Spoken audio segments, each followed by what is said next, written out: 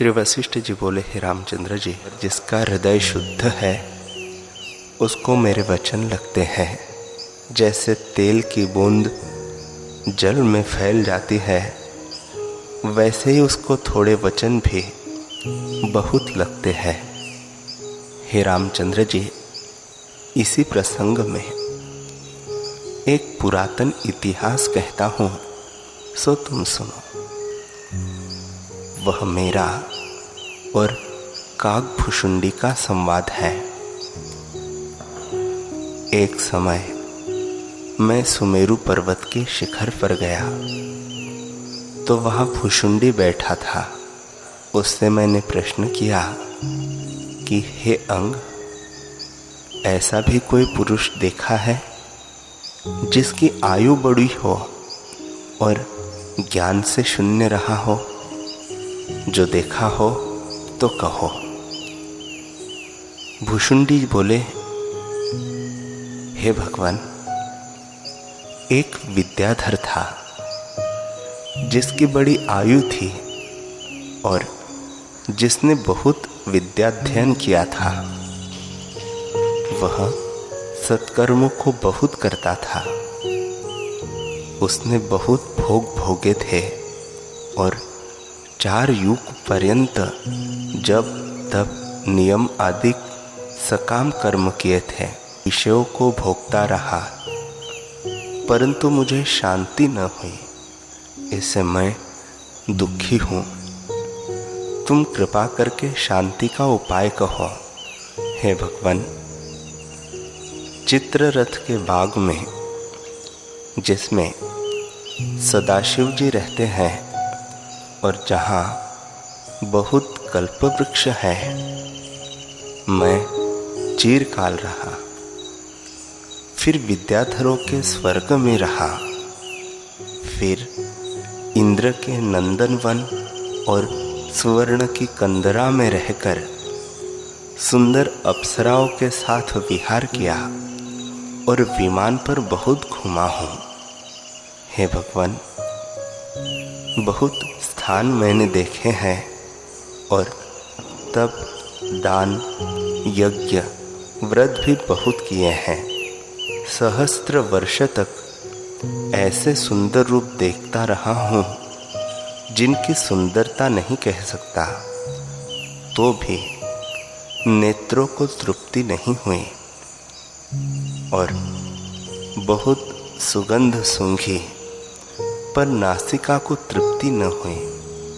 रसना से भोजन बहुत प्रकार के खाए पर शांति न हुई, बल्कि तृष्णा बढ़ती गई। कानों से बहुत प्रकार के शब्द और राग सुने और त्वचा से बहुत स्पर्श किए हैं, तो भी शांति न हुई।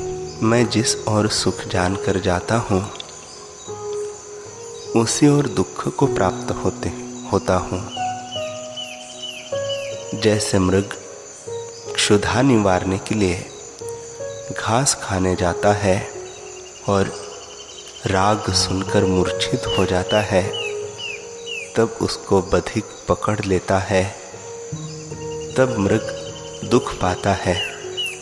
वैसे ही मैं सुख जानकर विषयों को ग्रहण करता था और बड़े दुखों को प्राप्त होता था। हे भगवान, मैंने चिरकाल तक 5 इंद्रियों और 6 मन सहित दिव्य भोग भोगे हैं, जो कहे नहीं जा सकते।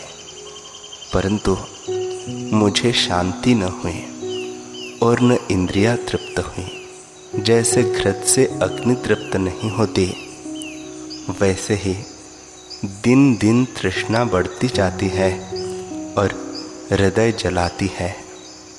जो पुरुष इन भोगों के निमित्त यत्न करता है कि मैं इनसे सुखी होऊंगा, वह मूर्ख है और उसको धिक्कार है।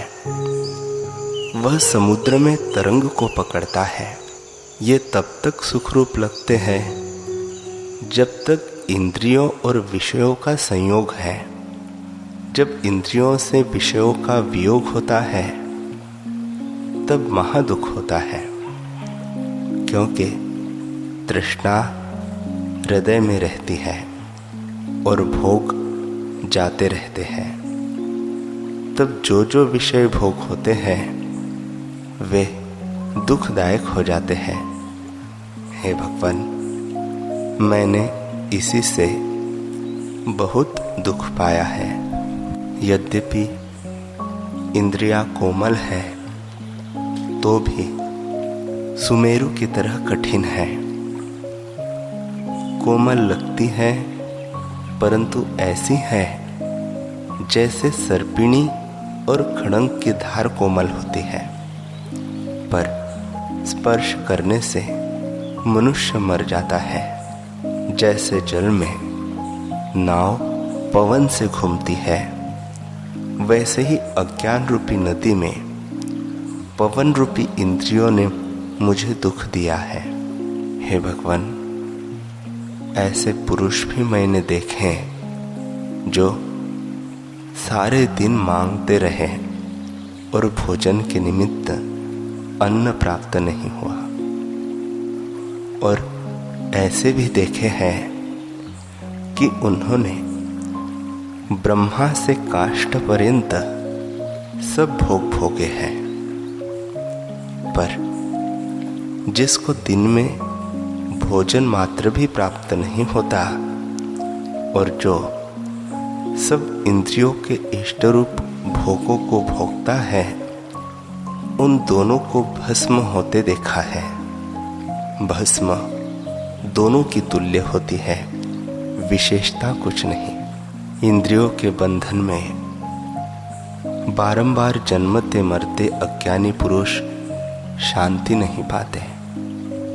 जो तुम कहो कि तू तो सुखी देख पड़ता है, तुझे क्या दुख है, तो हे भगवान, वह दुख देखने में नहीं आता, परंतु मेरा हृदय जलता है। हे भगवान, ब्रह्मा के लोक में मैंने बड़े सुख देखे हैं, परंतु वहाँ भी दुखी ही रहा हूँ, क्योंकि क्षय और अतिशय वहाँ भी रहता है। इससे वहाँ के निवासी भी जलते हैं। इंद्रियों का शस्त्र से भी कठिन घाव होता है। ये जो संसार का नाना प्रकार की विषमता देख पड़ती है और उनमें सर्वदा राग द्वेष रहता है, इससे मैं बहुत जलता रहा हूँ। इससे मुझसे वही उपाय कहिए जिससे मैं शांति पाऊँ। वह कौन सुख है जिससे फिर दुखी न हो, जिसका कदापि नाश न हो और जो आदि अंत से रहित हो। चाहे उसके पाने में कष्ट हो तो मैं यत्न करूँगा कि वह किसी प्रकार मुझे प्राप्त हो। हे मुनीश्वर, इंद्रियों ने मुझे बड़ा दुख दिया है। ये इंद्रियां गुण रूपी वृक्ष के लिए अग्नि है, शुभ गुणों को जलाती हैं। ये विचार, धैर्य, संतोष, शांति आदि गुण रूपी वृक्ष का नाश करने वाली है। हे भगवान, इन्होंने मुझे दुख दिया है। जैसे मृग का बच्चा सिंह के सामने पड़े तो वह उसका मर्दन करता है, वैसे ही इंद्रियों ने मुझे मारा है।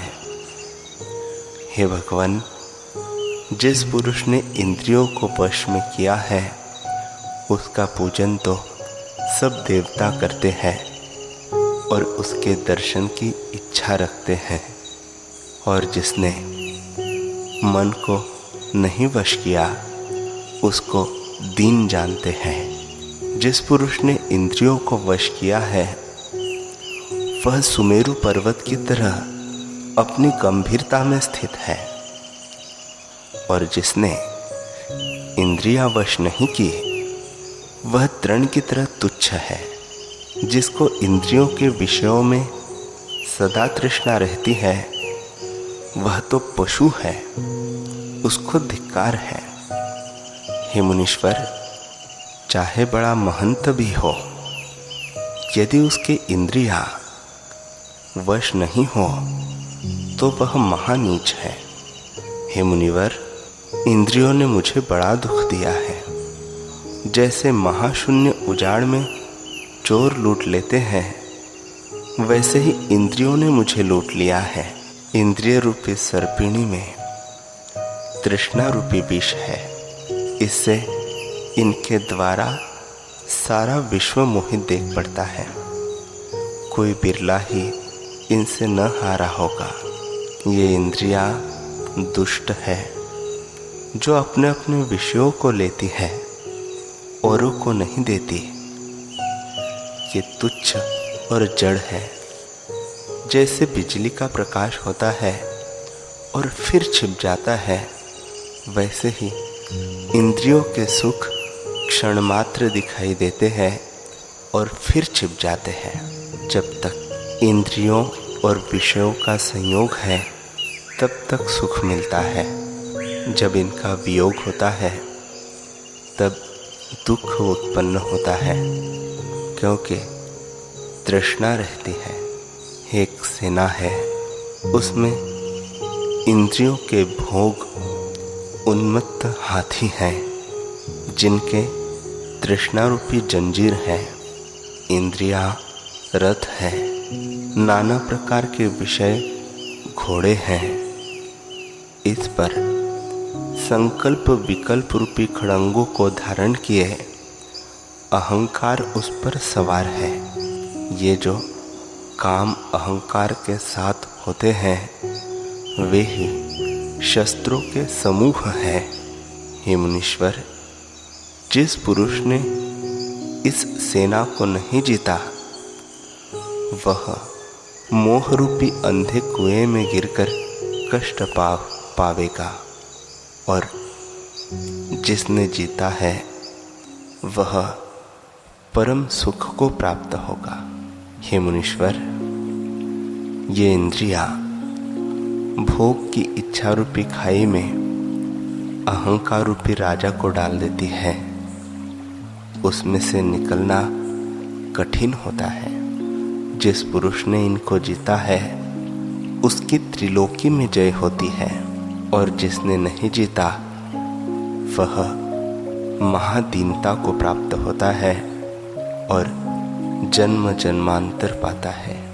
विद्याधर बोले, हे मुनीश्वर, जब तक इंद्रियों और विषयों का संयोग है तब तक सुख मिलता है।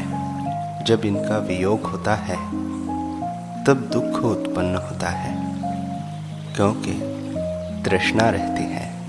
एक सेना है, उसमें इंद्रियों के भोग उन्मत्त हाथी है, जिनके तृष्णा रूपी जंजीर है। इंद्रिया रथ है, नाना प्रकार के विषय घोड़े हैं। इस पर संकल्प विकल्प रूपी खड़ंगों को धारण किए अहंकार उस पर सवार है। ये जो काम अहंकार के साथ होते हैं वे ही शस्त्रों के समूह हैं। हे मुनीश्वर, जिस पुरुष ने सेना को नहीं जीता वह मोहरूपी अंधे कुएं में गिरकर कष्ट पाता है, और जिसने जीत लिया है वह परम सुख को प्राप्त होता है। हे मुनीश्वर, ये इंद्रियां भोग की इच्छा रूपी खाई में अहंकार रूपी राजा को डाल देती है। उसमें से निकलना कठिन होता है। जिस पुरुष ने इनको जीता है उसकी त्रिलोकी में जय होती है, और जिसने नहीं जीता वह महादीनता को प्राप्त होता है और जन्म जन्मांतर पाता है। इन इंद्रियों में रजोगुण और तमोगुण रहता है। ये तब तक दाह देती है जब तक रज तम वृत्ति है, यह भी मन की वृत्ति है। जब इनका अभाव होता है तब शांति प्राप्त होती है। यह खोज करके देखा है कि इंद्रियां तप, यज्ञ, व्रत, तीर्थ और किसी औषध से वश नहीं होती और न इनके वश करने का कोई उपाय ही है। केवल संतों के संग से जब वासना को छोड़े तब वश होती है। इससे मैं तुम्हारी शरण हूँ, कृपा करके मुझे आपदा के समुद्र से निकालो, क्योंकि मैं उसमें डूब रहा हूँ। मैं इस संसार समुद्र में दीन हूँ, तुम पार करो। तुम्हारी महिमा मैंने संतों से सुनी है। हे भगवान, जो कोई सब आयु पर्यंत विषयों के दिव्य भोग भोगता रहे और इनसे शांति चाहे तो न प्राप्त होगी। बड़े सुख और दुख दोनों समान हैं। आकाशचार्य सिद्ध भी इंद्रियों को वश नहीं कर सकते, इसे दीन और दुखी रहते हैं। कोई वीर्यवान पुरुष चाहे फूल की तरह महामत्त हाथी के दांतों को चूर्ण कर सकता हो, परंतु उसके लिए भी इंद्रियों को अंतर्मुख करना महाकठिन है। हे मुनीश्वर, इतने काल तक मैं महा अध्यात्म दम से दुखी रहा हूँ। तुम कृपा करके उबारो, मैं तुम्हारी शरण हूँ। भुषुंडी जी बोले, हे वशिष्ठ जी, जब इस प्रकार विद्याधर ने मेरे आगे प्रार्थना की तो मैंने कहा, हे अंग, तू धन्य है, अब तू जागा है। जैसे कोई पुरुष अंधे कुएं में पड़ा हो और उसकी इच्छा हो कि निकले, तो जानिए कि अब वह अवश्य निकलेगा। हे विद्याधर, मैं उपदेश करता हूँ, उसे तू अंगीकार कर। उसे सत्य जान के मेरे वचनों में संशय न करना। मैं सबके सार वचन तुझसे कहता हूँ। जैसे उज्ज्वल आरसी प्रतिबिंब को यत्न बिना ग्रहण करती है, वैसे ही मेरे वचन शीघ्र ही तेरे हृदय में प्रवेश करेंगे। जिसका अंतःकरण शुद्ध होता है, उसको संत उपदेश करे अथवा न करे, उसको सहज वचन ही उपदेश हो जाते हैं। जैसे शुद्ध आदर्श प्रतिबिंब को यत्न बिना ग्रहण करता है, वैसे ही मेरे वचनों को तू ग्रहण कर लेगा तो दुख नष्ट हो जाएंगे और तू अविनाशी सुख और आदि अंत से रहित परमानंद को प्राप्त होगा। इंद्रियों के सुख आगम पाई है, अतएव दुख के तुल्य है। इनसे रहित होने में परम सुख है। हे विद्याधरों में श्रेष्ठ, जो कुछ तुझे सुखरूप देख पड़े उसका त्याग करे, तुझे परम सुख प्राप्त होगा। सब दुखों का मूल अहम भाव है। जब अहंकार का नाश हो तब शांति होगी। संसार का बीज भी अहंकार है। यह संसार मृग तृष्णा के जलसा मिथ्या है। जब तक संसार नष्ट नहीं होता, जब तक अहंता रूपी संसार का बीज है, जब अहंता रूपी बीज नष्ट हो तब संसार भी निवृत्त हो जावे।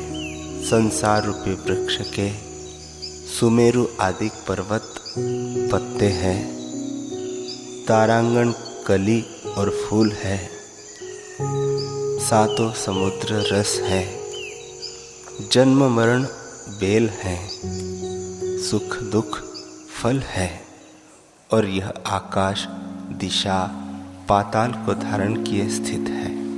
अहंकार रूपी वृक्ष पृथ्वी पर उत्पन्न हुआ है, अहंकार ही उसका बीज है।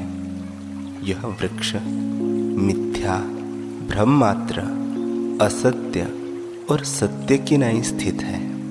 इससे अहंकार रूप बीज का नाश करो और निरअहंकार रूपी अग्नि से इसको जलाओ, तब इसका अत्यंत अभाव हो जाएगा।